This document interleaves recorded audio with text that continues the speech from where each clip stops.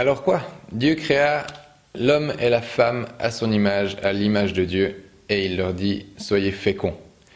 Et ça c'est dans Genèse 1, 27, 28. Et donc c'est là que vous devez creuser. Maintenant qu'on a compris que la femme était faite à l'image de Dieu, si elle est faite à l'image de Dieu, pourquoi est-ce qu'il y a un mâle? Pourquoi est-ce qu'il y a une femelle? C'est-à-dire pourquoi est-ce qu'il y a un homme? Pourquoi est-ce qu'il y a une femme? Et j'aimerais qu'aujourd'hui on puisse se concentrer sur le rôle de cette femme, de la femme. Et de se dire, mais pourquoi est-ce que l'Église, jusqu'à présent, n'est pas rentrée dans son plein potentiel? Pourquoi est-ce que l'Église, avec un grand E, c'est-à-dire le corps de Christ, ceux qui croient en Jésus-Christ, pourquoi cette Église n'est pas encore remplie d'influence? Pourquoi elle n'influence pas le monde? Pourquoi elle n'a pas changé le monde encore aujourd'hui? Même si, là, en France, on peut constater que l'Église a déjà fait beaucoup. On a des lois qui ont été faites par l'Église, les hospices, il y a beaucoup d'œuvres qui ont été faites par l'Église, parce qu'on est dans un pays judéo-chrétien, mais on est obligé de constater que le monde contemporain n'est pas impacté par l'Église.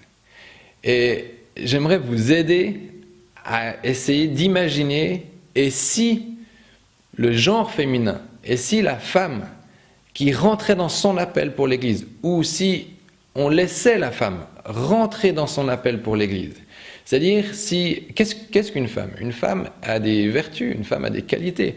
Une femme, elle sait materner. Une femme, elle sait consoler. Une femme, elle sait prendre soin. Alors, elle sait faire plein de choses encore. Mais elle est un peu à l'image du Saint-Esprit. Comme Dieu, le Père, est à l'image du Père, de l'homme, qui donne l'identité, qui donne la protection. Jésus, le Fils, qui est à l'image de la fratrie, l'amitié, le compagnon, le partenaire. Et puis la femme est à l'image du Saint-Esprit. C'est celui qui materne, c'est celui qui enseigne, c'est celui qui prend soin, c'est celui qui console. Et quand je regarde l'état de l'Église aujourd'hui, je me dis, est-ce que l'Église sait faire ça? Est-ce que l'Église sait enseigner le monde? Est-ce que l'Église sait materner? Est-ce qu'elle sait donner de la nourriture au monde? Est-ce qu'elle sait consoler le monde? Est-ce que jusqu'à présent, la dimension pastorale qui a été exercée par des hommes, quasiment à l'unanimité, est-ce qu'on ne serait pas passé à côté de quelque chose? Et moi, je crois que oui. Je crois qu'aujourd'hui, si l'Église pouvait donner plein pouvoir à la femme, aux jeunes filles, au genre féminin, c'est-à-dire si on pouvait ensemble redonner le rôle de la femme dans l'Église, c'est-à-dire lui déléguer ce pourquoi elle a été faite, ce pourquoi elle a été engendrée, la façon dont Dieu l'a faite, est-ce qu'elle ne pourrait pas prendre l'autre 50% que l'Église n'a pas su faire jusqu'à présent? L'autre 50% que l'Église a négligé jusqu'à présent. Pourquoi? Parce que l'Église a été gouvernée par des hommes, parce que l'Église a été construite que par des hommes, avec quasiment une exclusivité masculine.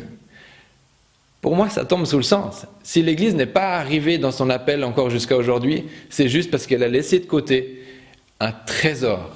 Elle a laissé de côté 50% de son potentiel. Quelque chose, comme un trésor que l'Église n'a pas investi, n'a pas développé pendant les 2000 ans d'histoire qui sont derrière nous. Et aujourd'hui, alors que le Saint-Esprit est en train de faire une œuvre extraordinaire dans toute l'Europe, alors que le Saint-Esprit est en train de se mouvoir, alors que ceux qui sont sensibles voient bien que c'est au travers du Saint-Esprit que Jésus se révèle de la meilleure manière, que le Père, l'amour du Père se révèle de la meilleure manière. Mais si le Saint-Esprit devait porter les caractéristiques que la femme a, est-ce que ça ne fait pas en vous, est-ce que ça ne secoue pas en vous le potentiel? Est-ce qu'en vous, vous ne dites pas « Waouh !» Et si, dans l'Église, les femmes prenaient la place qui était la leur, comment est-ce que dans 3 ans, dans 5 ans, dans 10 ans, moi j'ai un grand espoir pour que le Saint-Esprit puisse faire une œuvre énorme dans toute la France, dans toute l'Europe, dans toute la francophonie. Mais je sais que ce sera là où on laissera commencer les femmes d'enseigner, parce que le Saint-Esprit est celui qui enseigne, les femmes de consoler, parce que c'est le Saint-Esprit qui console, les femmes de materner, parce que c'est le Saint-Esprit qui materne. Alors, est-ce que ça veut dire que les hommes ne savent pas consoler, ne savent pas materner, ne savent pas enseigner? Bien sûr qu'ils savent le faire.